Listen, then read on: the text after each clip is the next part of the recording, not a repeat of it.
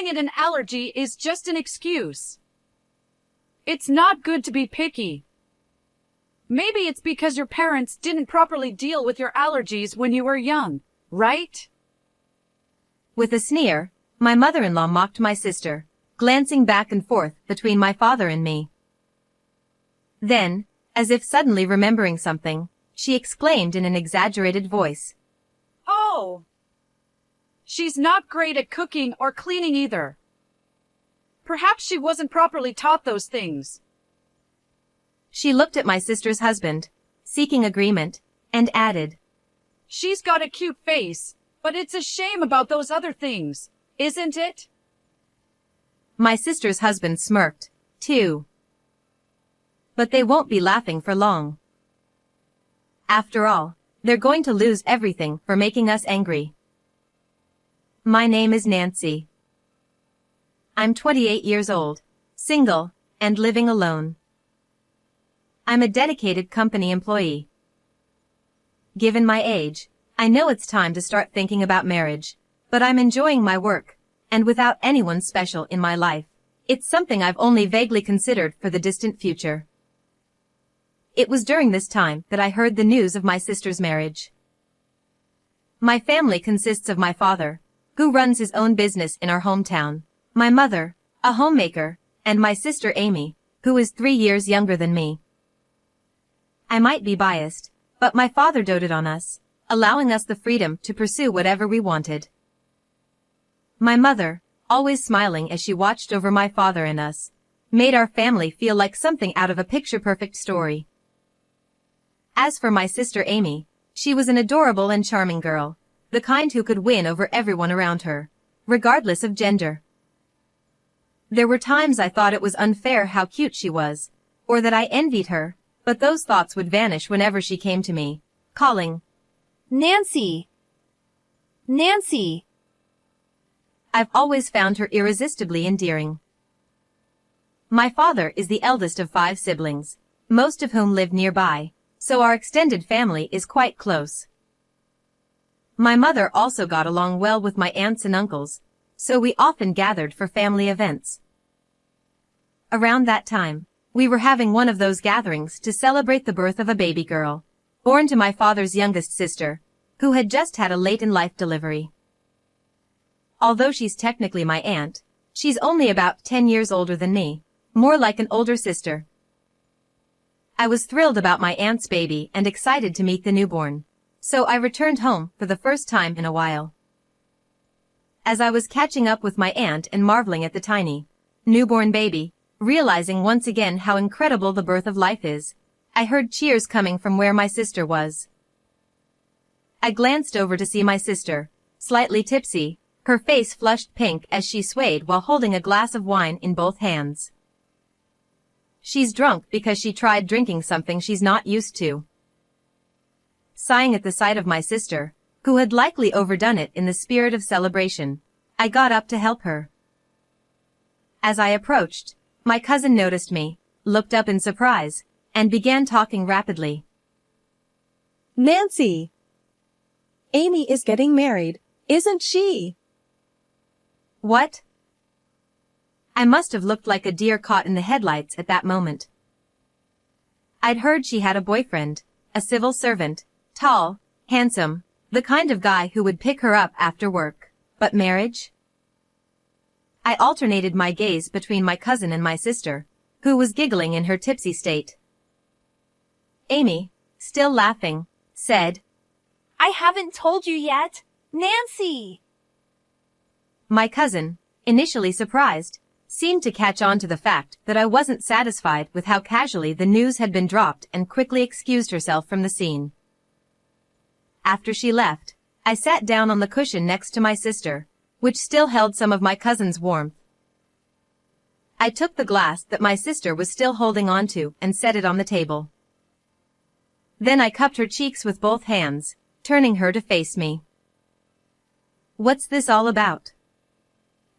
Amy, realizing from my tone that I was not amused, finally apologized. "I'm sorry." As I questioned her further, She confessed that she had asked our parents to keep it a secret from me because she wanted to tell me in person. Since I was home for the first time in a while, she had planned to tell me this time, but the moment never seemed right, and before she knew it, she got drunk and spilled the news to our cousin in the happy atmosphere. As I listened, I couldn't help but think how typical it was of my sister to bungle a surprise like this, yet it was also part of her charm. By the time she finished explaining, I no longer cared that she'd kept it a secret. In fact, I decided to tell everyone, including the part about how it was supposed to be a secret. Our relatives just laughed, saying that's exactly what we'd expect from Amy. There's one more thing I haven't told you, Nancy. There's more? I can't imagine what else it could be. I encouraged her to go on in a gentle voice, and she seemed to relax as she continued. When we get married, I'll be moving in with Jason's family, so I have to move out by next month. Jason is my sister's boyfriend. Well, husband now. The suddenness of it all made my eyes widen in surprise. You're going to live with his parents? Are you sure that's okay? Amy smiled and reassured me that she had met them several times and that they were really wonderful people. With her marriage announcement and the news that she wouldn't be able to visit home as often, the atmosphere that night was festive and lively. That conversation took place at the beginning of last month. So, she must have moved by now. I thought I should call her soon to check in, but just then, my phone rang. It was just before midnight. Wondering who it could be at this hour, I looked at the screen and saw Amy displayed. What timing, I thought, as I tapped the call button. Hello? I answered, and immediately froze.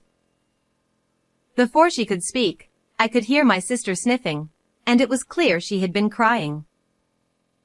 Nancy? Sorry to call you out of the blue. Her voice wavered slightly, as if she was trying to hide the fact that she had been crying. Even through the phone, I could tell she was trying to sound cheerful. It's totally fine. Did something happen? I tried to keep my tone casual, not wanting to make her feel more stressed. Actually, I'm at the hospital right now. She couldn't hold back any longer and started to cry. The hospital? Why? Is her husband with her? I had so many questions, but I held back and just listened. I was brought in as an emergency. I hate to ask, but could you come pick me up? Why me and not her husband or in-laws? I wondered, but quickly realized there must be a reason. I asked for the name of the hospital, told her I'd be there soon, and ended the call. Since it was late at night, I arrived at the hospital more quickly than I expected. My sister was sitting quietly on a chair in the hospital lobby. I rushed over to her immediately. Up close, she looked much thinner than she had a month ago, and her face was pale, showing clear signs of exhaustion. I sat down beside her and gently asked if she was okay. I'm sorry for calling you so late. I'm feeling better now. That's good. But what happened? Why were you rushed to the hospital? She didn't seem to have any major injuries, so I wanted to understand what had happened. Her next words made me doubt my ears. I ate peanuts. I blurted out. What? Without thinking. My sister has a peanut allergy. She's dealt with it all her life, and our family has always avoided having peanuts at our meals. Why? Did you accidentally eat some? No, my mother-in-law. My mind went blank. I couldn't believe that anyone, knowing about her allergy, would intentionally give her peanuts.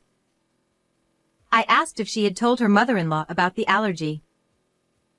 My sister turned to me, her eyes brimming with tears, and said, Of course I told her. But she said I shouldn't be picky just because I claim to have an allergy. Amy continued, explaining that even when she looked to Jason for help, he just told her to eat the peanuts because they were delicious, completely dismissing her concerns. Feeling like she couldn't refuse without causing a scene, my sister tried eating a small amount, hoping it would be okay. But soon after, she started having difficulty breathing. When she asked to be taken to the hospital, no one listened, so she ended up calling an ambulance herself. My mother-in-law even said, Are you trying to make me look like the bad guy by exaggerating your symptoms? So, I decided that I don't want to go back to that house anymore. That's why I called you, Nancy. I'm sorry. As my sister apologized through her tears, I took her hand and reassured her. It's okay. But even as I held her hand, I could feel my own shaking with anger. For now, let's go back to my place, okay? Yes. Thank you, sis. We headed back to my house together, and during the drive, I suggested that we talk to our dad about it tomorrow. Amy was worried about causing trouble for our parents, but I convinced her that keeping quiet about what had happened would only make them worry more. The next day, I called in sick to work and left the house with my sister, heading to our parents' home. When we rang the doorbell, our father answered, his face showing surprise when he saw Amy. He quickly sensed something was wrong from her distressed appearance and my serious expression, and he ushered us inside. After we explained everything that had happened, our father, who had been quietly listening, finally spoke. I see. Then he asked, Are you feeling better now? You should stay here and rest for the day. Amy nodded, and our father gave her a warm smile. Then he turned to me and said, Nancy, I need to talk to you. He asked me, Are you off today? Yes. I replied. He explained that he wanted me to come with him to Amy's in-laws' house to pick up her things. Since there were personal items that only another woman should handle, he needed my help. I immediately agreed to go with him. Seeing the worried look on Amy's face, I reassured her. Don't worry, Amy. Just take it easy. You didn't look too well yesterday either, so relax and eat some of Mom's cooking, okay?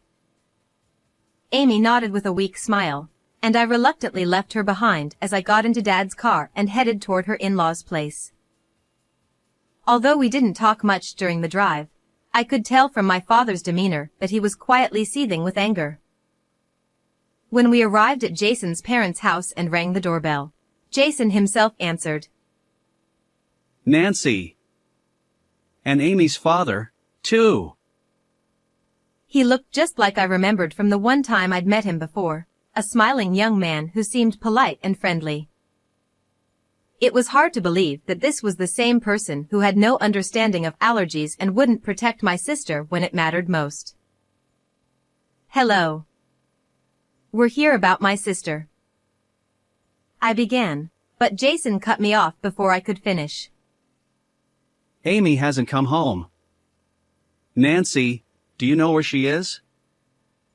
The way he spoke made it seem like he was blaming us, as if to say, Your sister left without notice, and now we're the ones dealing with the consequences. I nearly snapped back, wanting to point out that if he were really concerned, he should have at least contacted our parents. But I swallowed my words and responded calmly instead. Amy is at our parents' house. After she was taken to the hospital yesterday, I picked her up and she stayed with me. Jason let out a loud laugh, almost as if he found the situation amusing. She called an ambulance over the peanuts? That's such an overreaction. It wasn't serious enough to warrant an emergency call. I felt a surge of anger and was about to respond when my father stepped in. Amy won't be returning here for a while, so we've come to collect her belongings. Jason's eyes widened in surprise. She's not coming back. As he moved closer to confront my father, a voice called out from deeper inside the house. Jason, what on earth are you making a fuss about? Jason's mother came hurriedly into the room. When she saw me and my father, her face briefly twisted into a look of disgust before she quickly forced a smile. Well, it is Amy's father and sister. I couldn't help but notice that fleeting expression, but we nodded our heads in response as she bowed to us. Mom, it seems Amy is holding a grudge about what happened yesterday and says she's not coming back. Jason spoke in a sickeningly sweet tone, as if trying to win his mother over with a poor me attitude. Sensing that things might take a turn, I discreetly started recording the conversation on my phone, which I had already set to recording mode and hidden in my pocket. Are you talking about peanuts? Amy keeps making a big deal out of it, claiming she has an allergy, when it's really just a matter of picky eating.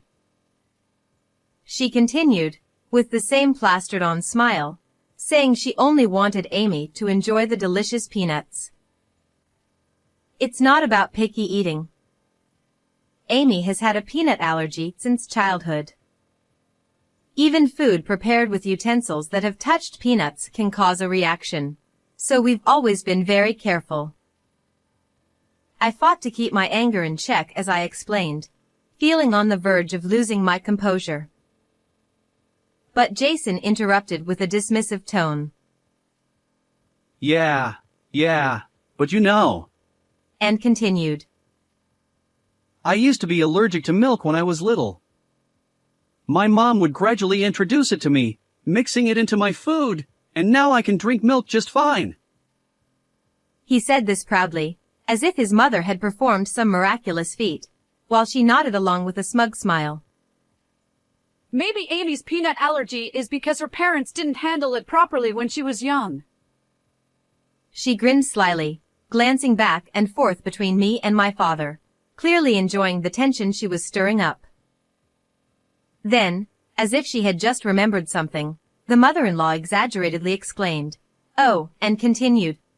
Amy wasn't very good at cooking or cleaning either. Maybe she wasn't properly taught those things. She's got a pretty face, but it's such a shame she's lacking in other areas, don't you think? She directed this at Jason, who grinned back at her. Feeling like I was on the verge of exploding, I knew I had to get out of there. I'll be taking my sister's belongings now, I declared, asking Jason to show me where they were. Go right ahead.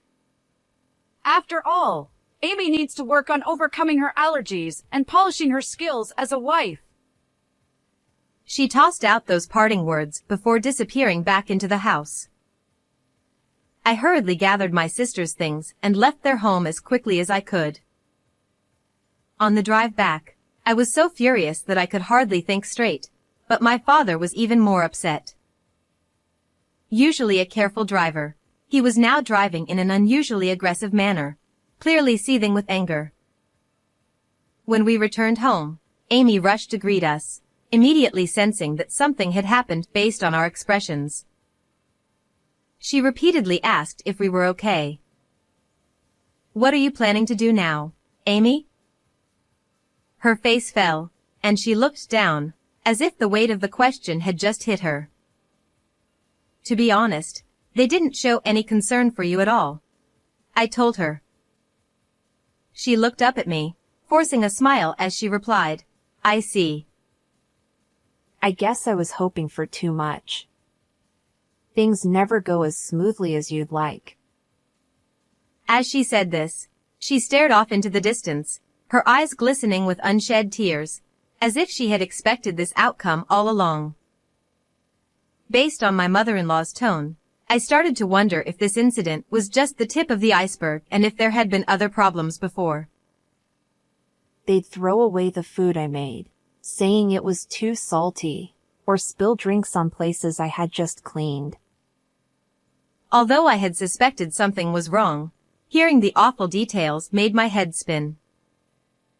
I always thought that one day we would come to understand each other.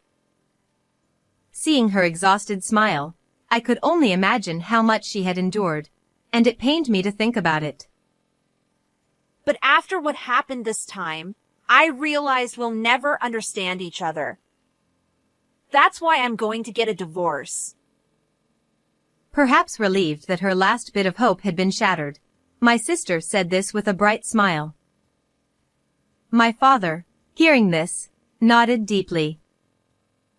You've done well up until now. He spoke gently, as if reassuring her. Leave the rest to me.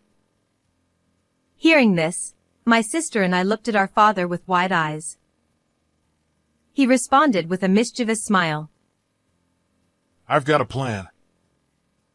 A few days later, he told us that he would be going to pick up my sister's furniture and asked us to come along. My sister and I rode with him to her in-laws' house. Dad, 3 people isn't enough to move all that furniture, right? Father laughed heartily. Don't worry about that. I've got everything arranged. Although I was curious about what he meant by arranged, I trusted that things would be fine since it was him saying so. As we neared the house, I began to dread the thought of seeing those 2 again, but then cars began filling the driveway at my sister's in-laws' place. It was a large driveway, typical of a countryside house, but it quickly filled up. My sister and I were shocked as people began pouring out of the cars, our relatives, all arriving one after another. Now we won't have any trouble moving the furniture. Watching my father greet the arriving relatives, I finally understood what he meant by arranged. Noticing the large number of cars and people, my sister's mother-in-law and Jason came rushing out of the house in a panic. Amy! What is the meaning of this? Showing up with so many people all of a sudden? They looked as though they were about to lash out at my sister, so I quickly stepped in front of her to protect her. Then, my father stepped in front of me, and with a smile, said to them, Thank you for everything. My daughter has decided to divorce, so we're here to collect her belongings. At my father's words, my mother-in-law frowned. Divorce? I haven't heard anything about that. And we already packed up Amy's things recently, didn't we? Despite the tense atmosphere, my father continued with the same cheerful smile. Most of the furniture here is from when my daughter lived alone. Since it's furniture, I brought about 23 of our relatives along. With that, he turned to the nearby relatives. All right, I'm counting on you. The relatives began streaming into the house. Jason, perhaps trying to stop them, went inside with them. That left just me, my sister, my father, my mother-in-law, and 2 others outside. First, this is our lawyer, and she's my daughter's cousin. Cousin? What does she have to do with this? Mother-in-law looked up and down at the cousin and scoffed. And she's just kid. Indeed, one of the cousins was still a university student. As I wondered why the cousins were here, one of them spoke up. I'm studying law at university. After hearing what my uncle said and listening to Nancy's recorded statements, I came because your comments could potentially be criminal. The cousin stated calmly. It was true that the cousin was quite intelligent and was studying law at university. Forcing someone to eat something while knowing they have an allergy is highly criminal. Mother-in-law laughed derisively. You're just a student, aren't you? What do you know about this? She said this while covering her smirking mouth with her hand. The cousins seemed unaffected by the mother-in-law's comments and continued as if nothing had changed. I expected you to say that, so I brought a lawyer. We have a professional here, not just an amateur. The mother-in-law, perhaps forgetting that the lawyer had already been mentioned, finally looked at the lawyer. This case can also include a claim for damages. Of course, the divorce can be finalized. Upon hearing this, the mother-in-law's face turned pale as she seemed to finally grasp the situation. She rushed over to my sister and grabbed her hand. Amy! You wouldn't really go through with the divorce, would you? I've been so worried since you collapsed. Let go of me! My sister interrupted the mother-in-law and wrenched her hand free. It was rare to see my usually smiling sister glare at her like that. When I collapsed, not a single person was concerned. You all continued your meal as if I wasn't there. I will be going through with the divorce, and I will be claiming damages. Just as my sister finished speaking, a scream from Jason came from inside the house. Mom! All the furniture is being stolen!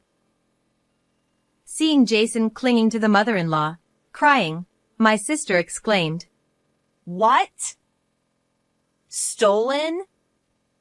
You're the one who had everything moved here under the pretense that you needed it. Those were my belongings that I paid for. As Jason tried to retort, the mother-in-law stopped him by grabbing his arm and whispered to him that the lawyer was present, which I overheard. Thanks to the relatives' efficient work, the furniture was quickly moved out. My father thanked the relatives and then turned to the pale-faced mother-in-law and Jason. It seems all the belongings have been collected. We'll handle any further communication through our lawyer. He started to push my sister and me toward the exit but turned back as if he had just remembered something. I've heard of cases where people have been forced to eat things they're allergic to and have died. I'm glad that didn't happen to your son when he was young. His smile was genuine, but his eyes were not. We all got into the car, and initially, everyone was silent, but my father soon broke the silence with laughter. Wow, the two had the best expressions. Seeing my father's genuine smile, which I hadn't seen in a long time, both my sister and I started to chuckle, which turned into full laughter. We all laughed heartily as we drove home. It was a rare moment of genuine joy. Afterward, the divorce was officially finalized. Since my sister's furniture had been removed, the house was left empty. The furniture originally in the house had been sold when my sister got married, as it was expected that her furniture would be used. Additionally, the money from the sale had been spent without my sister's knowledge, so there were no savings left. With the emergency transport and the arrival of the relatives, news of the divorce and the mistreatment spread quickly, leading the in-laws to move away as if fleeing. They were reportedly working tirelessly from morning till night to handle the alimony payments, moving expenses, and to replace the furniture. My sister's health has improved, and her previously thin body is gradually returning to its normal state. She and I are now living together in my home until she finds a new place. Although there are times when the noise of having my sister around reminds me of how much has changed, I appreciate having someone at home. I'm enjoying the days, laughing with my sister as we did in the past. How did you find this story? Don't forget to subscribe to the channel. See you in the next video.